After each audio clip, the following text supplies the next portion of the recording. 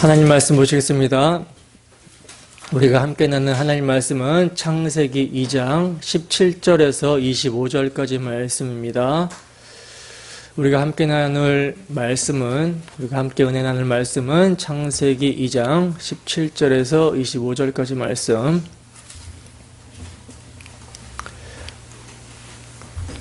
다 찾으셨으면 우리 함께 한 목소리로 합독합니다. 시작.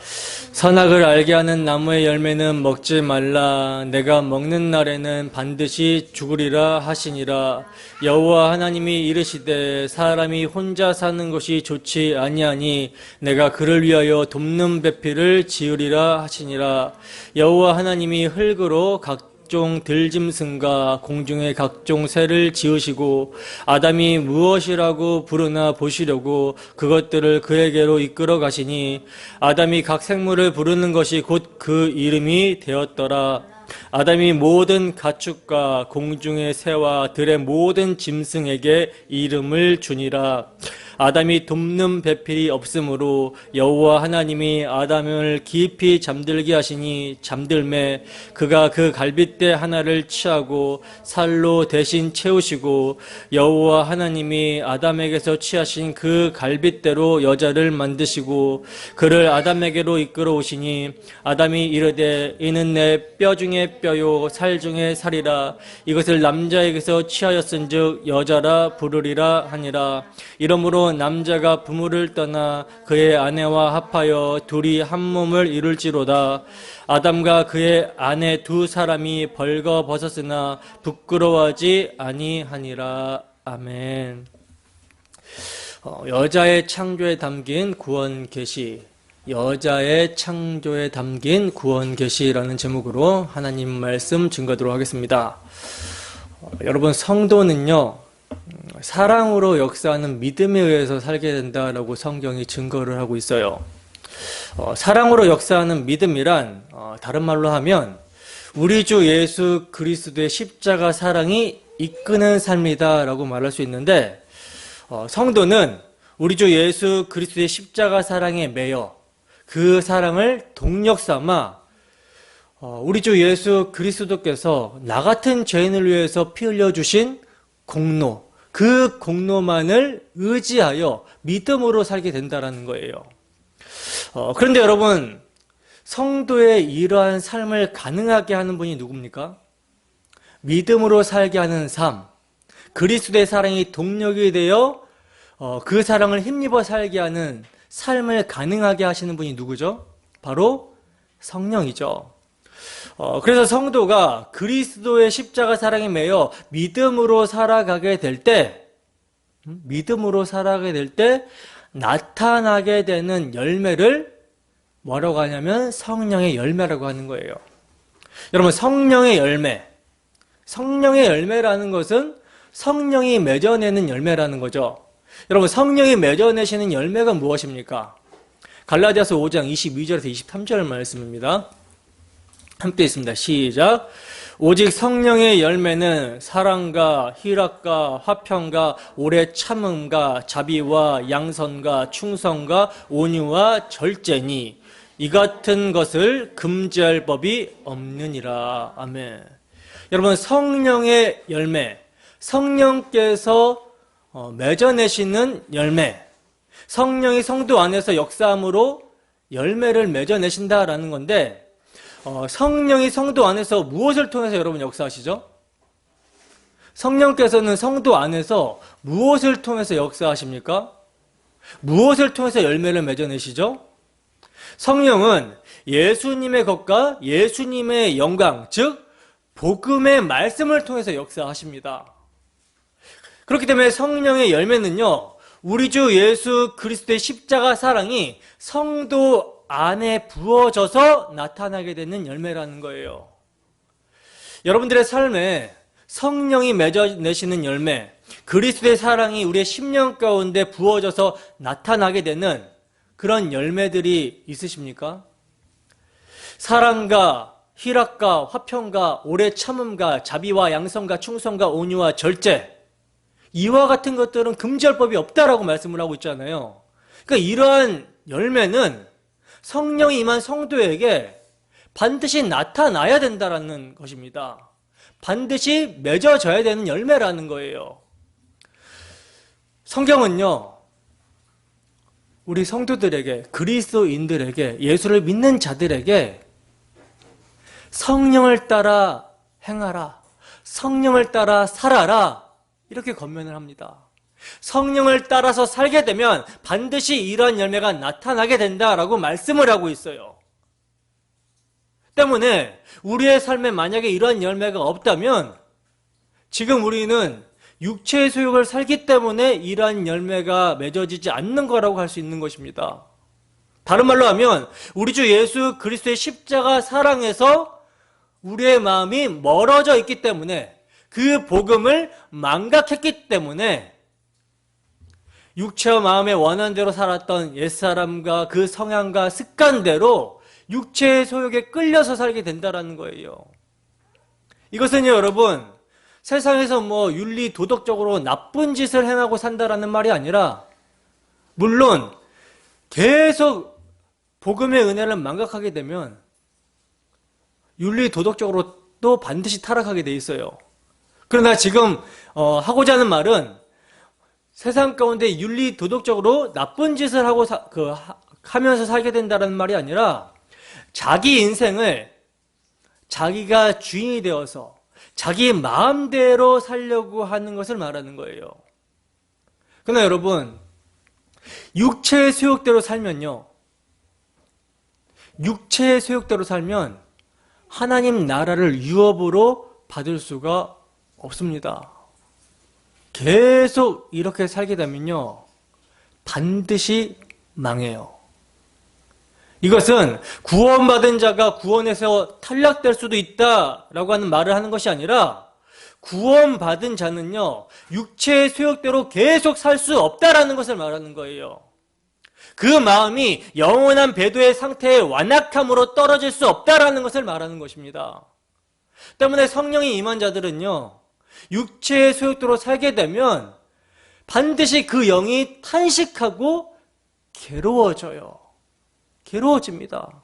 때문에 복음의 말씀을 상기시켜주고 그 복음에 따른 권면을 하게 될 때 성도는, 성령이 임한 성도는 자신의 상태가 어떤 상태인지를 인지하고 회개를 하게 되는 것입니다. 돌이키게 되는 거예요. 여러분, 우리가 가장 두려워해야 되는 것은요, 죄를 짓는 것, 이것보다, 여러분, 우리는 육체의 그 타락한 습관과 성향, 죄의 몸을 입고 있기 때문에 주님 다시 오실 때까지, 우리의 몸이 주님의 부활의 몸과 같이 바뀌게 될 때까지, 몸의 구속이 일어날 때까지 계속 죄와 싸우다가 넘어지기도 하고 죄에 빠지기도 하고 이런 삶을 살아갑니다. 근데 문제는 뭐냐면, 우리가 두려워해야 될 것은 뭐냐면, 넘어지는 것을 두려워하는 것이 아니라, 죄를 짓게 되는 것을 두려워하는 것이 아니라, 회개하지 않는 심령의 상태가 되는 것을 두려워해야 되는 거예요. 이것을 가장 무서워해야 되는 것입니다.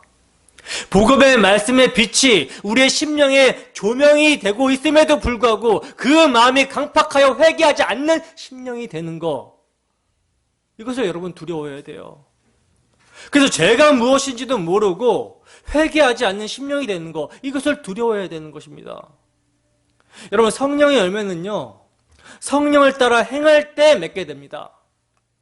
성령께서는 우리가 요한복음에서 계속 살펴보고 있지만 우리 주 예수 그리스도의 십자가 앞에 우리를 세워요. 그래서 그 십자가의 의미를 각성하게 해주시는 영이 성령입니다. 십자가는 여러분, 뭐라고 제가 말씀을 드렸죠? 십자가는 여러분, 우리의 죄에 대한 하나님의 진노의 깊이예요. 십자가는 여러분, 죄인을 사랑하시는 하나님의 사랑의 깊이입니다. 그러니까 죄의 진노를 알고 죄의 진노의 깊이를 십자가 앞에서 보고 그 죄의 진노의 깊이를 덮어버리는 그리스도의 사랑의 높이와 깊이와 너비를 알게 될 때, 이것을 깨달아 알게 될 때 사랑으로 역사하는 믿음의 삶이 열매로 맺어지게 된다라는 거예요. 근데 여러분, 성령의 열매는요, 사람이 노력한다라고, 사람이 열심을 낸다라고 맺어지는 열매가 아니죠. 그죠? 사람의 어떤 도덕적 수준, 사람 수준의 도덕과 윤리 차원의 문제가 아니라는 거예요. 성령의 열매는. 성령의 열매는요, 우리 주 예수 그리스도의 십자가의 영광, 그 십자가 사랑 앞에 서서 그 십자가 사랑에 우리의 마음이 녹아진 자들이 그 사랑에 매입바 되었을 때 맺게 되는 열매입니다. 그러니까 십자가랑 관계가 없으면 맺을 수 있는 열매가 아니라는 거예요. 성령의 열매는요, 십자가 복음의 능력으로 맺어지게 되는 열매인 것입니다. 때문에 반드시 뭘 동반하게 되냐면 돌이킴과 회개를 동반하게 돼 있어요.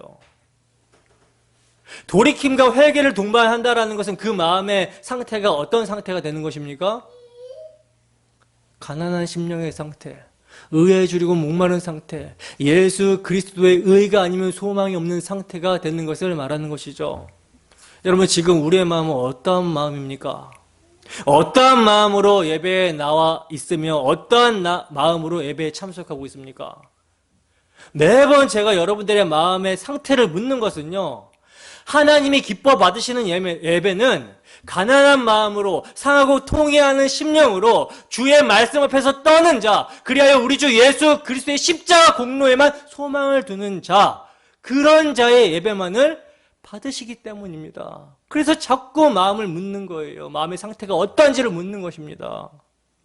여러분, 만약에 하나님이 우리의 예배를 받지 않으신다면 이거보다 비참함은 없는 것이죠. 이 얼마나 비참한 것입니까? 이 시간 하나님의 임재와 하나님의 나라를 누리지 못한다면 예배당에 나와서 헛시간 보내고 가는 거예요. 여러분, 설교자인 제가 늘 묵상하며 감사하는 것은 우리는 미쁨이 없을지라도 주님은 일양 미쁘시니 자기를 부인할 수 없다라는 사실입니다. 하나님의 신실하심을 늘 묵상하며 감사하게 돼요. 우리의 마음은 여러분 너무나 조변석게 하지 않습니까? 너무나 미쁨이 없지 않습니까? 주의 언약에 대해, 십자가 사랑에 대해 신실하지 않죠, 우리는. 그러나 하나님은 언제나 미쁘시다라는 거예요. 때문에 당신의 아들을 내어주시기까지 우리를 사랑하시사 우리를 구원하신 하나님은요, 주 예수의 날까지 우리를 붙들고 우리를 인도하신다라는 것입니다. 그럼 오늘 이 시간도 신실하신 하나님께서 주 성령을 통해 주의 복음의 말씀을 우리의 심령에 적용하여 주시기를 간절히 소원합니다. 그리하여 우리 주 예수 그리스도의 십자가 사랑에 메인바 되어서, 이끌림 바 되어서 풍성한 열매로 하나님께 영광을 올려드리는 우리 디아스포라 모든 성도님들이 되시기를 주님의 이름으로 축원합니다. 본문 17절에서 18절입니다. 함께 읽습니다. 시작. 선악을 알게 하는 나무의 열매는 먹지 말라. 내가 먹는 날에는 반드시 죽으리라 하시니라. 여호와 하나님이 이르시되 사람이 혼자 사는 것이 좋지 아니하니 내가 그를 위하여 돕는 배필을 지으리라 하시니라. 아멘.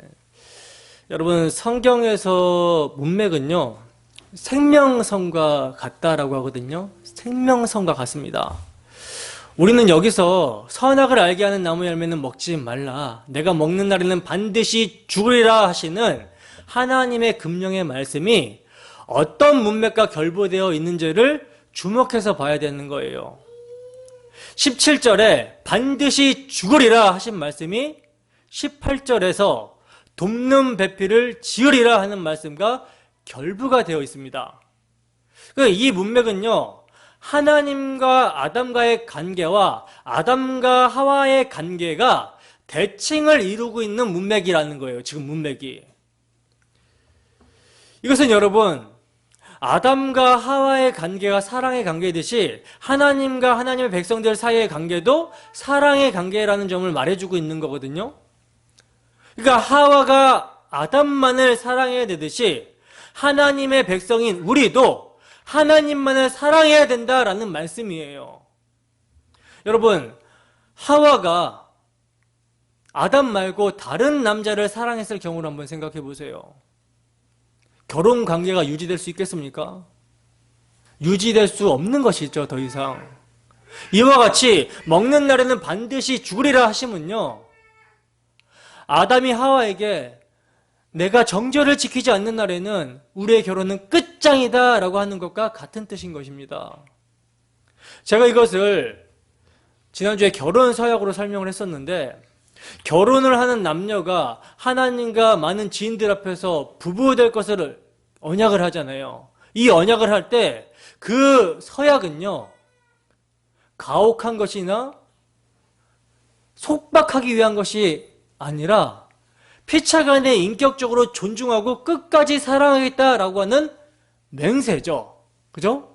맹세예요. 그러니까 사랑하기 때문에 자원해서 맹세를 하는 것입니다.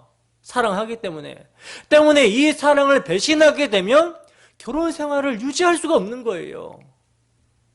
하나님께서 아담에게 세우신 언약도 마찬가지죠.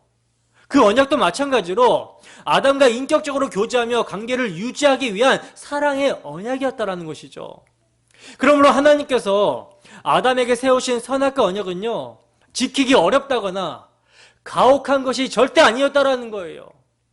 아담이 하나님을 신뢰하고 마음으로 믿고 하나님을 사랑했다면, 선하신 하나님을 믿고 신뢰하고 사랑했다면 아담의 행위가 선악과의 열매를 먹지 않는 순종으로 나타났을 것입니다. 그러나 아담은 그 사랑의 언약을 뱀의 유혹을 받아 배신하고 만 것이죠. 이것을 여러분 깨우쳐 주시기 위해서 하나님께서는요, 제가 지난 시간에 말씀드렸다시피 많은 선지자 중에 호세아 선지자를 통해서 이스라엘 백성들이 아담처럼 언약을 어겼다라고 말씀을 하신 거예요. 여러분, 하나님의 백성인 이스라엘에게 아담처럼 언약을 어겼다라고 말씀하시는 것은 뭐겠습니까? 아담도 그가 창조되었을 때부터 하나님의 언약 백성으로 창조가 되었다라는 것을 의미하는 것이죠. 그러므로 아담이 언약을 어겼다라는 것은요, 호세아서의 문맥으로 볼 때 아담이 고멜과 같은 음녀, 창기가 되어버렸다라는 의미인 것입니다.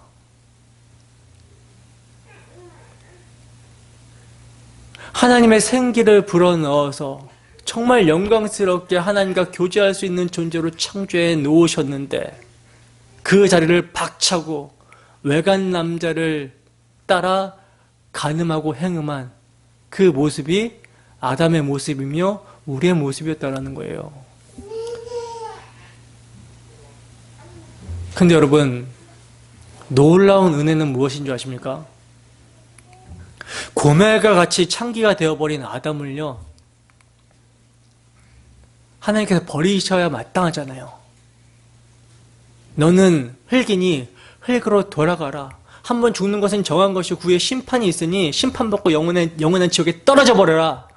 이렇게 해도 할 말이 없잖아요. 그죠? 근데 하나님께서는 그 아담을 버리지 아니하시고, 아담은 하나님의 언약을 어기고 배신하여 반역하였지만, 그래서 사탄의 말을 따라서 갔지만, 그를 자기 백성 삼으시겠다라고 한 번 세워주신 하나님의 언약은 취소가 될 수 없기 때문에 그 언약을 하나님께서 이루시는 거예요. 어떻게 이루십니까? 죄로 말미암아 당신의 아들을 죄 있는 아담의 육신의 모양으로 보내어서 죄를 없애시려고 그 육신에다가, 예수 그리스도의 육신에다가 죄의 선고를 내려버리신 거예요. 그러니까 예수님이 선악과를 입에 문 죄인으로 여김을 받고 죽으시는 것입니다. 이게 십자가죠. 근데 여러분, 이 십자가는요, 아버지를 사랑하사 자기 백성을 구원하라는 아버지의 뜻에 죽기까지 순종하신 하나님 사랑과 택하신 백성을 사랑하시사 그들을 이웃으로, 친구로, 형제로 여겨주시고 그들의 죄를 대신하여 죽으심으로써 친구를 위해서 목숨을 버리는 것보다 더 큰 사랑이 없나니 라고 한 이웃사랑을 완성하신 자리이기 때문에 이 십자가는요, 죄사함과 동시에 모든 율법의 마침과 완성, 즉 사랑을 이루시고 사랑을 완성하는 것이 되는 거예요. 십자가가. 그러므로 여러분, 예수 그리스도의 십자가는요, 영원한 속죄와 영원한 의가 동시에 이루어지는 것이 되는 것입니다. 하나님은요, 창기와 같이 되어 버려져야 마땅한 아담을 그를 대신하여 자기 아들을 심판하심으로 말미암아 영원히 자기 백성을 삼으셨다라는 거예요. 이것이 여러분, 우리 하나님의 사람 사랑하심입니다. 바로 이 놀랍고 위대한 메시지가 오늘 본문에 담겨져 있다라는 거죠. 여러분, 18절을 보시면 여호와 하나님이 이르시되 사람이 혼자 사는 것이 좋지 아니하나니라고 말씀을 하고 있어요. 그죠? 여기서 여러분, 좋지 아니하나니라는 말이요, 히브리 원어로 보면 토브라는 선하다, 좋다라는 단어에 부정접두사 로라는 단어가 붙어서 로토브거든요. 선하지 못하다, 보시기에 좋지 않다라는 뜻이에요. 근데 여러분, 창세기 1장 31절에 보시면 하나님이 자기 형상, 곧 하나님의 형상대로 남자와 여자를 창조하시고 보시기에 심히 좋았더라, 메오드 토보라는 말을 하고 있었잖아요. 그죠? 그러니까 보시기에 심히 좋은 상태가 되려면 삼위 하나님의 사랑에 친밀한 우리의 관계와 같이 하나님의 형상으로 창조가 된 사람은요, 남자와 여자의 하나됨, 우리의 관계를 통해서 하나님의 형상을 나타내야 된다는 거예요. 그래서 남자와 여자의 창조를 하나님의 형상으로 사람을 창조한 것이다 라고 말씀을 하고 있었던 것입니다. 그걸 하나님께서 보시기에 심히 좋았더라 하신 거예요. 그리고 여러분, 지금 문맥이 선악과의 열매를 먹으면 반드시 죽게 될 것이다, 다른 말로 하나님과의 관계가 깨질 것이다, 선이 깨질 것이다 라고 말씀하신 그 언약 바로 다음에 뭐가 나오고 있어요? 아담이 혼자 사는 것이 좋지 않다라고 하는 로토브라는 말이 나오고 있죠. 이것은요, 아담을 위한 돕는 배필을 만들어주시는 사건을 통해서 하나님께서 인간이 선악과를 먹음으로 말미암아 선이 깨져버린 상태, 로토브, 보시기에 좋지 못한 상태를 장차 어떠한 방식으로 다시 선하게 만드실 것인가, 재창조도 그 내용으로 담고 있는 거예요. 이해가 되십니까? 본문 19절에서 20절 말씀입니다. 함께 읽습니다. 시작.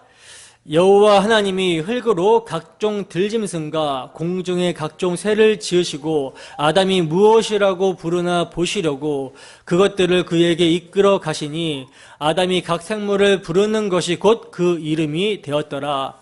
아담이 모든 가축과 공중의 새와 들의 모든 짐승에게 이름을 주니라. 아담이 돕는 배필이 없으므로. 아멘. 자, 보시면 여러분, 하나님께서는요, 아담이 혼자 사는 것이 좋지 않다라고 하시면서 내가 그를 위하여 돕는 배필을 지으리라 라는 말씀을 하셨는데 생뚱맞게 이어지는 내용이 아담이 짐승들의 이름을 지어주고 있는 이야기가 그 내용으로 나오고 있습니다. 아니, 하나님은 아담의 배필을 지어주신다라고 했는데 그것을 잊으셨단 말인가? 아니죠. 여러분, 아담이 짐승들의 이름을 지어줬다라는 것은요, 그 짐승들의 하나하나 그 특성을 정말 주의 깊게 관찰했음을 나타내고 있는 거거든요. 근데 그렇게 주의 깊게 관찰을 했음에도 불구하고 그 짐승들 중에는 사랑의 교제를 나눌 만한, 아담과 사랑의 교제를 나눌 만한 배필을 찾을 수가 없었다라는 내용이에요. 아담의 돕는 배필이 없음으로 하는 문맥이라는 것입니다. 여러분, 아담이 창조가 될 때 어떻게 창조가 되었습니까? 창세기 2장에서 아담이 창조가 될 때 어떻게 창조가 되었죠? 하나님께서 흙으로 사람을 지으시고 그 코에 생기를 불어넣으셨더니 사람이 생명이 된지라. 하이네페시 하야, 살아있는 존재가 된지라 하고 말씀을 하고 있죠. 근데 아담이 여러분 지금 이름을 지어주고 있는 짐승들은요, 하나님의 생기가 없는 단순히 흙으로 지어진 짐승들이라는 거예요. 그러니까 살아있는 존재, 하나님과 교제할 수 있는 사람과 짐승의 대조를 보여주고 있다는 것이죠. 여기서 여러분 짐승은요, 세상을 상징합니다. 하나님은 짐승처럼 살고 있는 세상과 전혀 다른 근원에서 나온 존재가 교회라는 것을 설명하기 위해서 아담이라는 존재 안에서 그 아담을 돕는 배필을 지으시는 거예요. 여러분, 왜 성경이 아담의 돕는 배필로 창조가 될 여자의 창조 사이에 갑자기 짐승들을 등장시키고 아담이 그 짐승들의 이름을 짓는 장면을 삽입시켜 놓는지 아시겠습니까? 예수 그리스도의 신부인 교회는요, 하나님을 알아볼 수도 없고 그분이 주시는 생명을 추구할 수도 없는 세상과는 완전히 다른 예수 그리스도 안에서 하나님을 알아보고 하나님이 주시는 생명을 추구하며 땅에서 눈을 돌려 하늘을 바라볼 자들이라는 것을 미리 계시하여 보여주고 있는 거예요. 그렇다면 그 여자의 창조가 어떻게 되는지를 한번 보겠습니다. 본문 21절입니다. 함께 읽습니다. 시작. 여호와 하나님이 아담을 깊이 잠들게 하시니 잠들매 그가 그 갈빗대 하나를 취하고 살로 대신 채우시고. 아멘. 보시면 여러분, 하나님께서는요, 아담을 어떻게 지금 하시고 있어요? 깊이 잠들게 하시죠. 깊이 잠들게 하시고 그 옆구리에서 갈빗뼈 하나를 취하십니다. 그리고는 그 뼈로 여자를 만드시고 있어요. 여러분, 우리는 이 점에서 질문이 생기죠. 어떤 질문이 생깁니까? 하나님께서 돕는 배필을 지으리라고 말씀하셨을 때 우리가 예상되는 것은요, 아담과 똑같은 방식으로 흙으로 사람을 지으시고 그 코에 생기를 불어넣으시니 사람이 생명이 된지라 하는 이런 방식으로 지으실 것을 예상하게 되는데, 우리의 이 예상과는 다르게 그 예상을 초월한 독특한 방법으로 여자를 지금 창조를 하고 계시다라는 점이에요. 이것은 여러분, 하나님께서 아담에게 여자를 돕는 배필로 창조해 주심을 통해서 계시하시려고 하는 중요한 비밀이 있으시기 때문이거든요. 우리는 이 비밀이 무엇인지 알죠? 이 비밀이 뭡니까? 십자가입니다. 여러분, 성경에서 잠을 잔다라는 것은요, 죽음을 메타포합니다. 육신의 죽음을 의미해요. 신약에서 자기의 신부의 탄생을 위해 옆구리가 뚫려 죽었던 신랑이 있었죠. 근데 그 신랑은 부모를 떠나 신부에게로 내려가 연합을 하는 신랑입니다. 이 신랑이 누굽니까? 신부인 교회를 탄생케 하기 위하여 하나님 아버지를 떠나 이 땅에 성육신하여 내려오신, 그래서 자기의 죽음을 통하여 옆구리에서 물과 피를 모두 쏟으시고 자기의 신부와 연합을 하신 분, 예수 그리스도십니다. 잘 생각해 보세요. 아담은 부모가 있습니까? 없습니까? 부모가 없잖아요. 그죠? 그런데 하나님께서 아담과 하와를 결혼시키면서 남자가 부모를 떠나 여자와 한 몸을 이룰지로다 라고 말씀하신 것은요, 하나님 아버지를 떠나 이 땅에 내려오셔서 신부인 교회와 연합이 되시는 예수 그리스도를 힌트하고 계시는 거예요. 이렇게 잠자는 신랑 아담으로부터 신부인 여자를 만들어내시는 오늘 본문의 이야기는요, 하나님께서 선악과를 따먹고 선악을 알게 되어 참된 선을 깨버림으로 보시기에 좋지 못한 상태로 만들어버린, 로토브의 상태로 만들어버린 인간들을 예수 그리스도의 죽으심을 통하여 다시 보시기에 매우 좋은, 매우 더 터브라는 상태로 만드실 것을 그림으로 보여주시는 이야기라는 것입니다. 그러므로 하나님께서는 선악과의 열매를 따먹고 범죄하여 반역함으로 언약을 깨버린, 선이 깨져버린 상태의 모습을 아담이 혼자 사는 거, 독처하는 것으로 묘사를 하신 것이고요. 그 깨져버린 선을 회복하시는 방법으로 당신 자신의 죽음을 택하셨다라는 것을요, 잠자는 아담의 갈비뼈로 신부가 탄생하는 장면으로 창세기에서는 이미 보여주고 계신 거라는 거죠. 따라서 오늘 본문의 아담은 예수 그리스도를 예표하는 것이고, 하와는 누굴 예표해요? 교회를 예표하고 있는 것입니다. 이것은 제 말이 아니라 신약의 바울 사도가 증언하고 있는 말이에요. 에베소서 5장 31절에서 32절 말씀입니다. 함께 했습니다. 시작. 그러므로 사람이 부모를 떠나 그의 아내와 합하여 그 둘이 한 육체가 될지니 이 비밀이 크도다. 나는 그리스도와 교회에 대하여 말하노라. 아멘.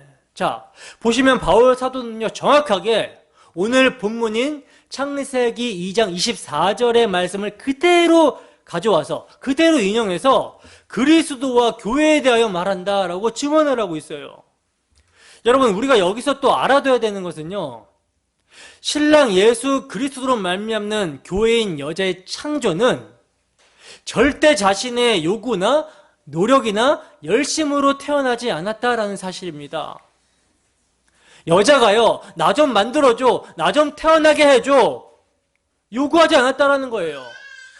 그리고 태어나기 위해서 어떤 노력을 한 것이 없다라는 것입니다.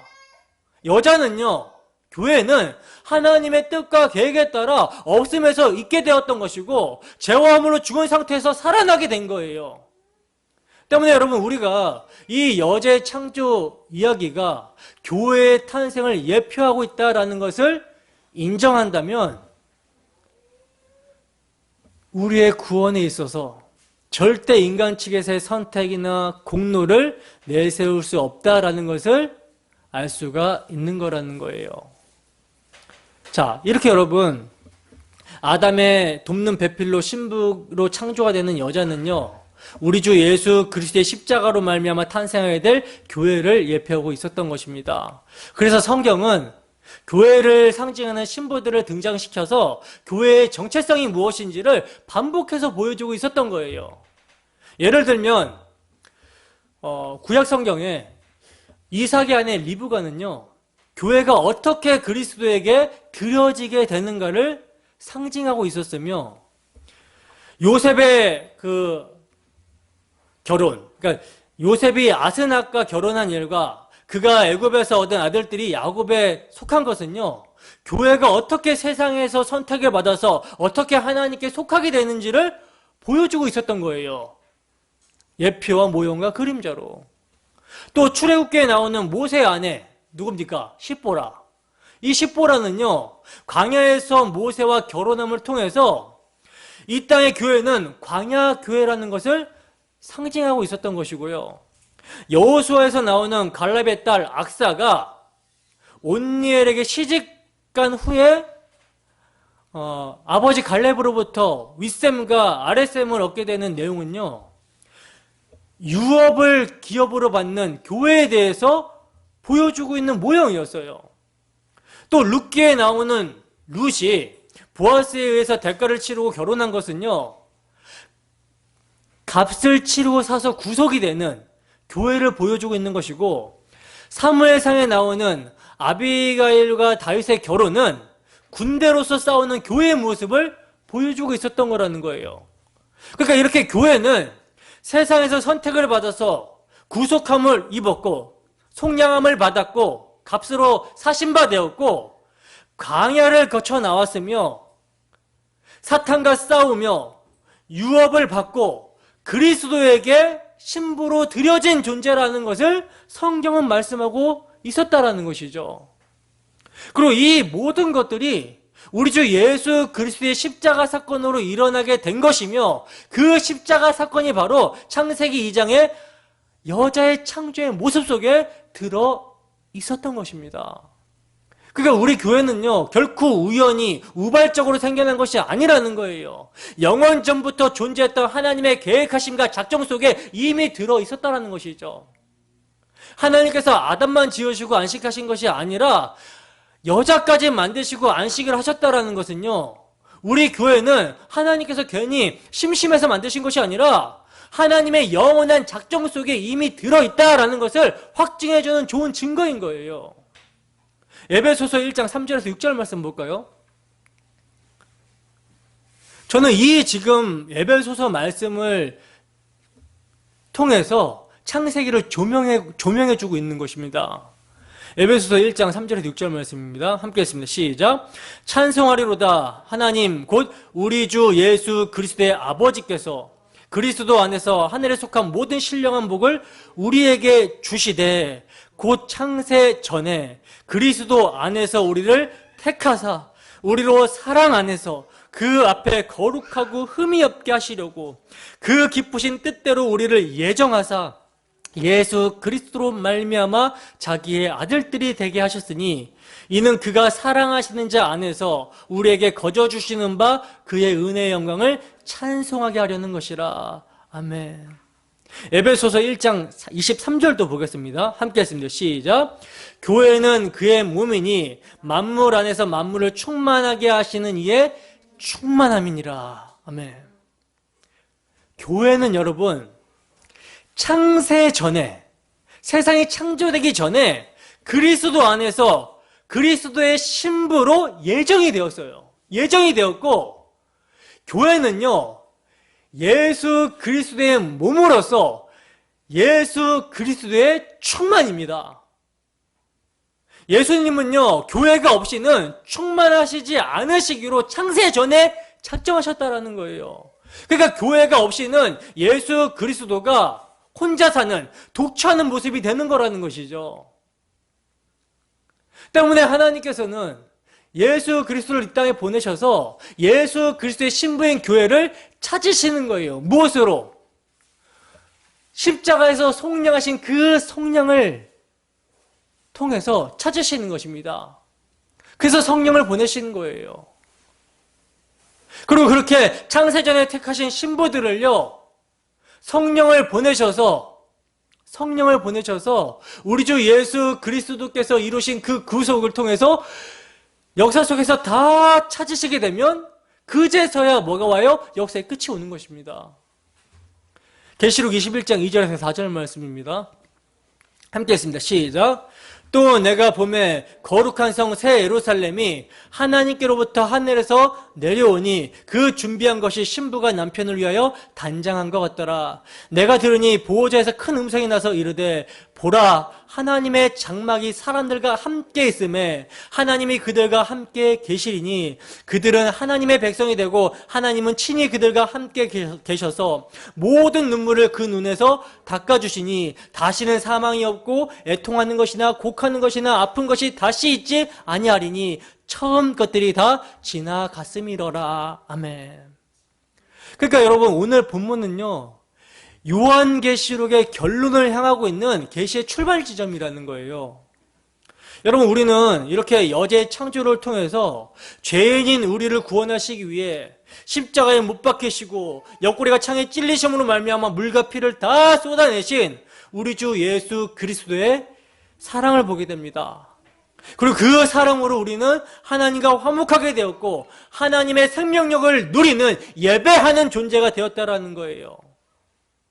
그리고 더 나아가 우리는요, 여기서 뭘 알 수가 있냐면 아담의 갈비뼈로 여자가 창조됨을 통해서 예수라는 신랑 안에서 나온 예수의 살과 피로 탄생이 된 교회는 분명 예수 그리스도와 하나됨, 즉 연합이 되어야 된다라는 사실을 알 수가 있다는 거예요. 본문 23절에서 24절입니다. 함께 했습니다. 시작. 아담이 이르되 이는 내 뼈 중에 뼈요 살 중에 살이라 이것을 남자에게서 취하였은즉 여자라 부르리라 하니 이러므로 남자가 부모를 떠나 그의 아내와 합하여 둘이 한 몸을 이룰지로다. 아멘. 자 보세요 여러분, 지금 아담이 하나님께서 여자를 이끌어 왔을 때 한 말을요, 문자적으로 본다면 이거 정확한 표현이에요? 정확한 표현이 아니에요? 정확한 표현은 아니죠. 왜냐하면 취하지 않은 살 중에 살이라고까지 말했기 때문이라는 거예요. 그러므로 아담의 말은 문자적인 뜻이 아니라 이것은요, 내 분신이라는 뜻이에요. 갈빗대 하나로 만드셨다라는 것은요, 뭘 상징하냐면 아담의 몸을 상징하는 표현이었던 것입니다. 그래서 남자가 부모를 떠나 그의 아내와 합하여 둘이 한 몸을 이룰지로다, 이렇게 말씀을 하고 있는 거예요. 이것을 이해하기 쉽게 말하자면 머리 플러스 몸은 한 몸이 되는 거라는 거죠. 그러면 이제 아담과 여자의 관계가 어떤 관계인가? 여러분, 어떤 관계입니까? 그런즉 둘이 아니요 한 몸이니 그러므로 하나님이 짝지어 주신 것을 사람이 나누지 못할지니라 하고, 떨어질 수도 없고 나눌 수 없는 관계가 남자와 여자의 관계, 그리스도와 교회와의 관계라는 것입니다. 근데 여러분, 이 관계가 누구와의 관계를 설명하고 있는 그림자 모형입니까? 예수 그리스도와 교회를 설명하고 있는 모형과 그림자죠. 성경은요, 여러분, 분명 교회는 짐승들과 달리 예수 그리스도 안에서 나온 예수 그리스도의 살 중에 살이요 뼈 중에 뼈라고 기록을 하고 있어요. 그렇기 때문에 교회는요, 예수 그리스도의 삶의 원리인 십자가의 삶을 추구해야 되며, 자기를 비우고 하나님과 원수들의 유익을 구하신 예수 그리스도의 자기 부인의 삶을 살도록 되어져 있는 것입니다. 머리에게 되어진 일은요, 몸에게도 되어지는 거예요. 그렇기 때문에 머리에게 되어진 일이 뭡니까? 십자가의 죽으심이잖아요. 근데 그 십자가에 죽으신 예수를 하나님이 일으키시죠. 그리고 그 일으키신 예수님을 하늘에 하나님 보좌우편에 앉히시죠. 근데 그 머리에게 되어진 일이 몸에게도 되어지는데, 예수 그리스도의 십자가 앞에서 우리도 그와 함께 죽는 것입니다. 정가육 탐심이 못 박히게 되는 거예요. 그리고 그 예수 그리스도와 함께 일으키심을 받아요. 그리고 그 예수 그리스도와 함께 하나님 보좌 우편에 앉히신다라는 것이죠. 이걸 뭐라고 하냐면 유니온 크라이스트, 연합이라고 그래요. 때문에 그리스도의 몸된 교회는요, 비록 성숙의 정도가 다르긴 하지만 우리의 세계관과 가치관이 정말 이 세상의 힘의 원리와는 정반대의 십자가의 삶의 원리로 바뀌어 있는가? 우리는 우리 자신을 돌아봐야 되는 것입니다. 정말 우리가 하늘의 생명을 알아보고 자각할 수 있는 존재들이라면 우리에게서는요, 그리스도의 마음이 품어져야 되고요, 우리 주 예수 그리스도의 성품이 나와야 한다는 거예요. 적어도 그러한 삶을 위한 분투가 우리의 삶 속에 있어야 된다는 것입니다. 성령이 임했잖아요. 성령이 임한 자들은 성령께서 뭘 보증하십니까? 우리 주 예수 그리스도의 십자가에서 일어나게 된, 이루어진, 십자가에서 다 이루셨다 하셨을 때 그 테텔레스타이 다 이루셨다라는 그 내용에 담긴 구속의 은혜와 하늘의 영광이 무엇인지를 알게 하신단 말입니다. 여러분, 정말 여러분들이 교회의 영광을 아십니까? 복음의 영광스러움을 아십니까? 예배의 영광이 무엇인지를 아십니까? 오늘날 여러분 교회가 왜 이렇게 세상에게 조롱을 받고 세상이 좌지우지하는 대로 끌려가 버리게 되었습니까? 복음의 영광스러움을 잊어버렸기 때문이에요. 복음에 나타난 하나님의 영광, 우리 주 예수 그리스도의 십자가에 나타난 하나님의 영광, 성령의 능력이 무엇인지, 예배의 영광이 무엇인지를 잃어버렸기 때문에 물에 술 탄 듯 술에 물 탄 듯 그렇게 그냥 세상 풍조에 밀려서 끌려가고 세상이 지금 밥이 되어 있는 그런 현실 가운데 있는 것입니다. 그러나 여러분, 교회의 영광을 아는 자들, 우리 주 예수 그리스도로 말미암아 교회가 어떤 존재이며 교회의 영광이 무엇인지를 아는 자들은요, 예배에 목숨 걸게 돼 있어요. 우리는 죽은 하나님을 섬기는 자들이 아닙니다. 종교 행위하려고 모인 자들이 아니에요. 우리는 살아계신 하나님을 섬기는 자들이에요. 우리 주 예수 그리스도의 복음으로 말미암아 살아계신 하나님을 섬기는 자들입니다. 살아계신 하나님을 섬기는 자들이 무엇이 두려워요? 두려울 것이 없는 것이죠. 우리가 두려워야 될 것은 우리가 그리스도에게서 끊어질까? 이것을 두려워해야 되는 것이고, 우리의 심령이 강팍해서 회개하지 않는 심령이 될까? 이것을 두려워해야 되는 것이죠. 코로나 시대에 1만 교회가 없어졌다고 하는데, 눈에 보여지는 1만 교회가 사라진 것을 보게 될 때 세상이 승리한 것처럼 보이잖아요. 그러나 여러분, 하나님의 교회는 지지 않습니다. 하나님의 참된 교회는 사라지지 않습니다. 영원히 영광 가운데 남을 존재가 그리스도의 신부인 교회예요. 그 영광을 우리가 안다면 타협하지 않고 살아야 되죠. 자, 그렇다면 이제 이러한 예수 그리스도와 그리스도의 신부인 교회를 예표하는 결혼, 하나님께서 우리에게 허락하신 결혼이라는 것을 우리는 어떻게 이해를 해야 되며 어떠한 삶으로 그 결혼 생활을 채워야 되는지 이제 구체적으로 좀 삶에 적용을 해보도록 하겠습니다. 여러분, 하나님은 천국에는 있지도 않은 결혼이라는 제도를 왜 우리에게 주셨을까요? 그것은 여러분, 예수 그리스도의 십자가의 필연성과 하나님의 무한하신 은혜를 체험하며 예수 그리스도의 신부로서의 삶을 잘 훈련하라고 우리에게 결혼이라는 것을 허락하신 거예요. 그래서 고린도전서 6장 20절에 보시면 이렇게 말씀을 하고 있습니다. 고린도전서 6장 20절 말씀 보겠습니다. 함께 읽습니다. 시작. 값으로 산 것이 되었으니 그런즉 너희 몸으로 하나님께 영광을 돌리라. 아멘. 보시면 사도 바울이 고린도전서 6장에서 이제 음행에 대한 경고를 하고요. 마지막에 지금 결론으로 던지는 말씀이 음행으로 몸을 더럽히지 말고 하나님께 영광을 돌리라. 이거예요. 그러니까 결혼 생활의 궁극적인 목적은 뭐냐면 하나님께 영광입니다. 지금 여러분 고린도전서 6장은 교회는 그리스도의 신부로서 세상을 사랑하는 음행을 저질러서는 안 된다라는 이런 문맥에서 경고를 하고 계신 거거든요. 여러분, 우리는 결혼 생활을 통해서 바로 그 일을 하는 것입니다. 세상을 사랑하지 않고 하나님께만 영광이 되는 삶을 신랑과 신부, 남자와 여자가 결혼을 통해서 구현해내기를 힘쓰는 거예요. 그게 결혼이에요. 남자는요, 자기에게 주어진 아내를 신랑이신 예수 그리스도께서 그렇게 하셨듯이 목숨 걸고 사랑하는 것입니다.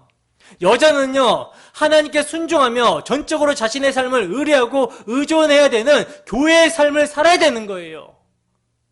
이건 제 말이 아니라 바울 사도가 권면하는 말입니다. 에베소서 5장 22절에서 25절 말씀입니다. 함께 읽습니다. 시작. 아내들이여 자기 남편에게 복종하기를 죽게 하다 하라. 이는 남편이 아내의 머리됨이 그리스도께서 교회의 머리됨과 같음이니 그가 바로 몸의 구주시니라. 그러므로 교회가 그리스도에게 하듯 아내들도 범사에 자기 남편에게 복종할지니라. 남편들아 아내 사랑하기를 그리스도께서 교회를 사랑하시고 그 교회를 위하여 자신을 주심같이 하라. 아멘. 여러분, 이 말씀을 오해하면 안 되는 게 뭐냐면, 이것을 이제 잘못 생각하게 되면 남편과 아내의 역할을 지배와 피지배의 관계로 오해를 할 수가 있거든요. 근데 그게 아니라는 거예요. 잘 생각해 보세요. 아내의 유익을 위해 자신의 목숨까지도 내어주는 신랑의 삶을 여러분 한마디로 요약을 하면 무엇입니까? 아내의 유익을 위해 자신의 목숨까지도 내어주는 신랑의 삶, 이 삶을 한마디로 요약하면 뭐예요? 십자가입니다. 자기 부인이에요. 그리고 신랑에게 전적으로 순종하며 내 뜻과 내 고집을 죽이고 신랑의 뜻에 순종하며 전적으로 그에게 의존하는 신부의 삶을요, 한마디로 줄이면 뭐가 돼요? 이 역시 십자가고 자기 부인입니다. 그러니까 우리는요, 이렇게 결혼 생활을 통해서 남편은 예수의 역할에 충실하고 아내는 교회의 역할에 충실하면서 모두가 참 신랑이신 예수 그리스도에게 순종하며 복종하는 그리스도의 신부로 지어져 가게 되는 거예요. 그리고 그렇게 그리스도의 신부로 지어져 가는 남편과 아내의 삶 속에서 우리 주 예수 그리스도의 성품인 사랑과 온유와 인내와 용서의 삶이 나오게 되는 것이고, 그 삶을 하나님의 영광을 드러내는 삶이라고 하는 것입니다.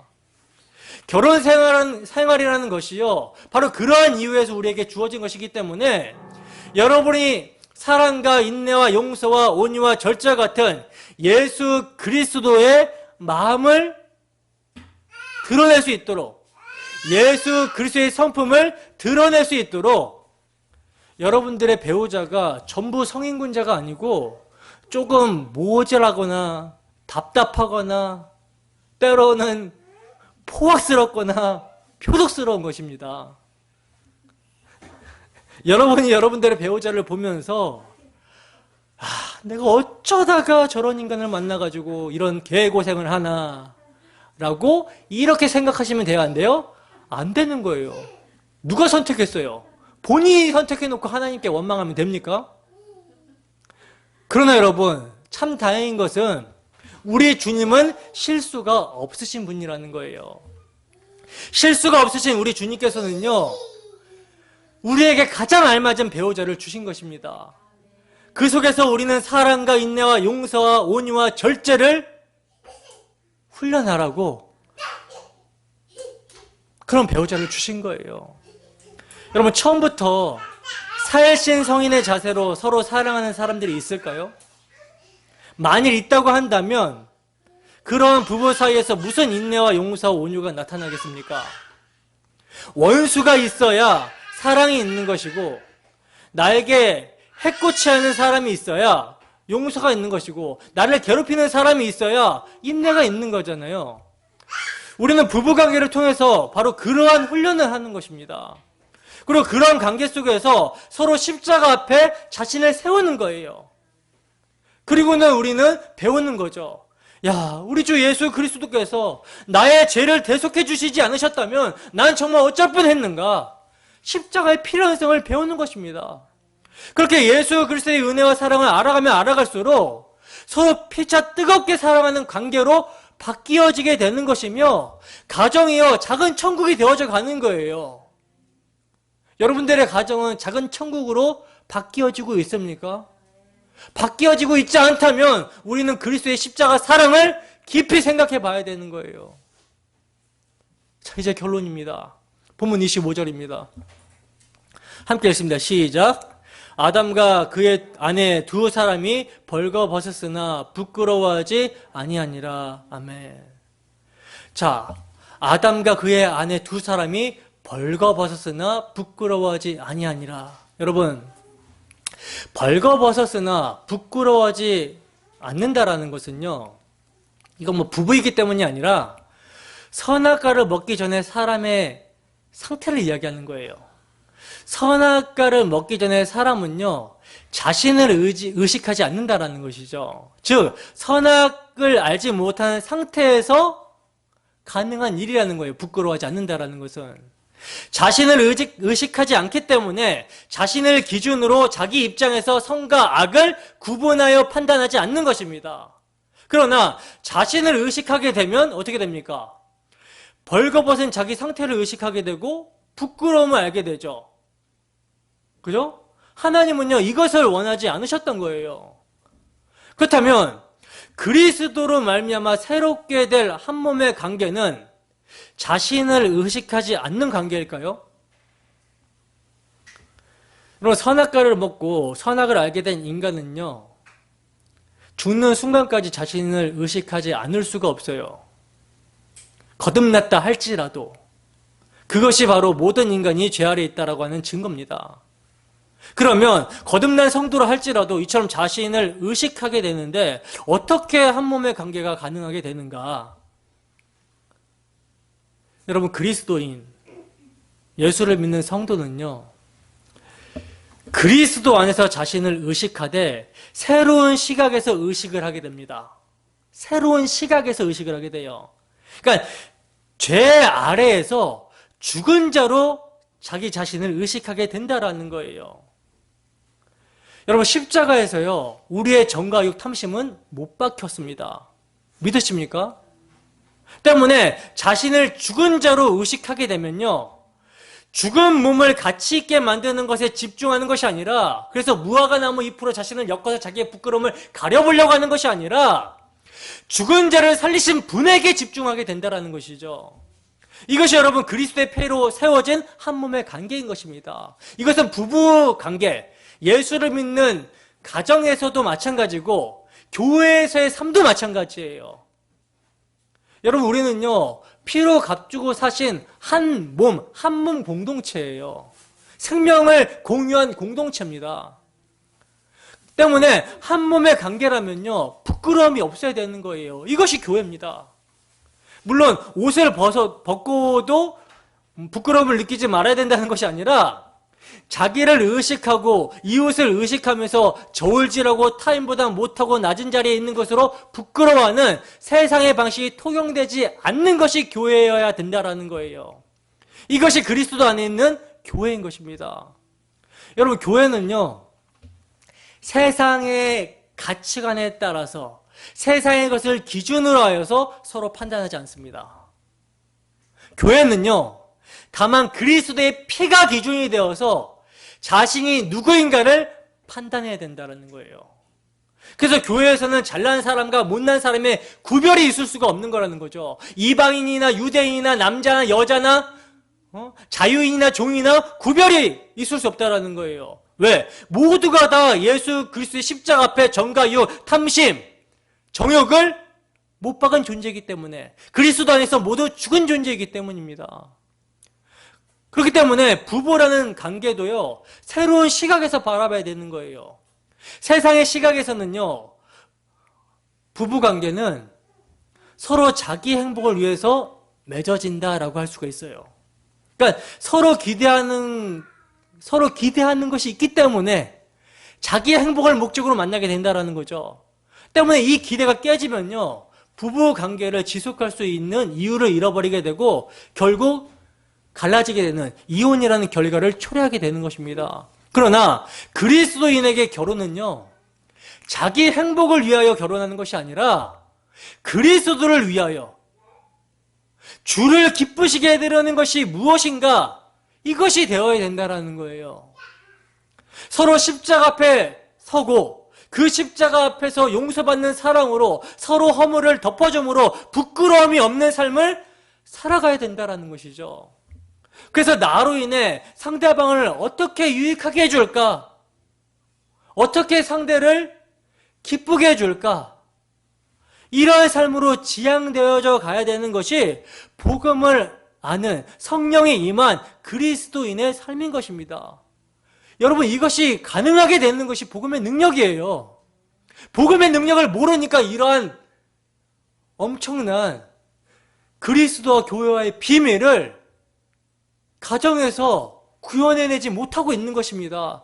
그러나 하나님께서 결혼 관계를 허락하시고 가정을 주신 것은요, 그리스도와 교회의 관계를, 그 영경을 나타내라고 주신 거예요.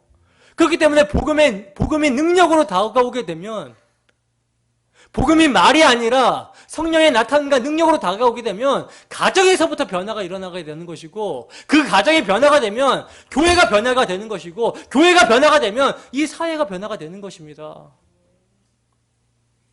때문에 여러분, 일어나야 돼요. 우리는 주저앉아 있으시면 안 됩니다.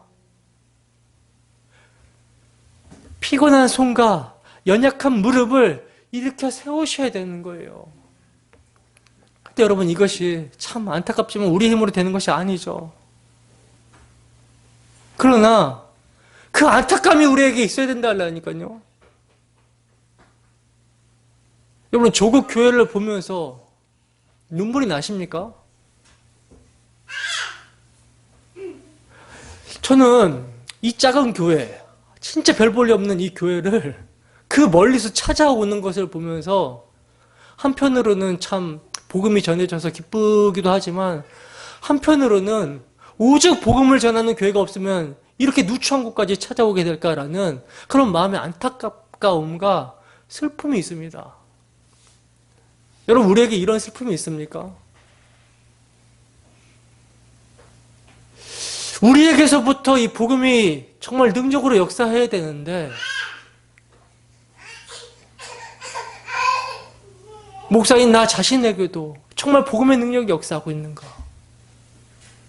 우리 성도들의 삶 가운데 복음의 능력이 역사하고 있는가?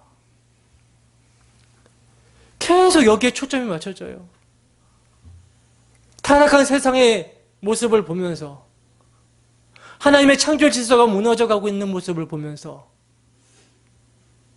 복음을 회방하려고 하는 마귀의 권세가 장악한 세상의 모습을 보면서 정말 하나님의 열심으로, 하나님의 의분으로, 하나님의 마음으로, 비느하스 같은 그런 질투하는 마음으로 우리가 일어서고 있는가? 우리가 기도하고 있는가? 우리의 씨름은 혈과육이 아니라 하늘에 있는 악한 영들을 상대한다라고 하고 있는데 정말 우리가 깨어서 기도하고 말씀으로 무장함으로 싸우고 있는가? 그리스도의 좋은 군사로 서고 있는가? 그래서 고난을 받을지라도 우리가 그 고난받기에 합당한 자로 여겨지면 말미암아 감사하고 있는가? 이것을 여러분 우리는 고민해야 된다라는 거예요. 우리의 힘으로 되는 것이 아니죠. 그래서 복음의 말씀을 여러분들은 듣기를 속해야 되고요. 복음의 말씀을 날마다 묵상해야 되고요. 그 말씀이 우리 안에 사랑의 능력으로 역사하기를 기도해야 되는 것입니다. 기도는요, 자신의 전적인 무능함과 무력함을 아는 자가 하는 것이 기도예요. 하나님을 살려주세요. 하나님 도와주세요. 하나님, 내가 복음을 부끄러워하지 않느냐노니 이 복음은 모든 믿는 자들에게 구원을 주시는 하나님의 능력이라고 하셨지 않습니까? 하나님 아버지, 내가 복음을 부끄러워하지 않게 해주시옵소서. 복음을 자랑하게 해주시옵소서.